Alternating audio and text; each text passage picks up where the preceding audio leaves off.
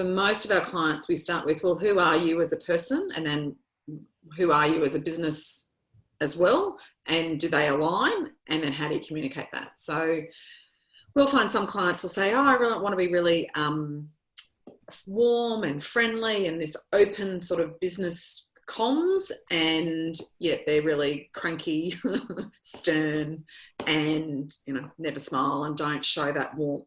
So you can have these values, but if you can't communicate them, it means nothing. And that's across the board. That's verbally, it's in all their website, in their literature, everything that they do, the values have to resonate the whole way through. So I'll start with them for them to actually think about who they are and what their values are for themselves and as a business, and then talk about how they actually communicate that. And then we use examples a lot, which I was just thinking, we have been obsessed with Jacinda Ardern for 8 years, well before she became so good at what she does. And we actually dissect what makes her so good as a communicator, like what's, because I'm sure she just thinks she's an ordinary woman, but she's not.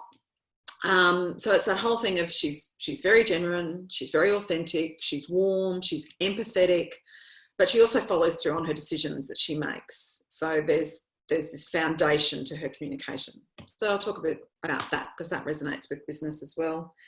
Because we do a lot of media crisis and we go into huge organisations, and even in organisations that are massive, there's a lot of panic, of course, but you can't let the customer feel that panic.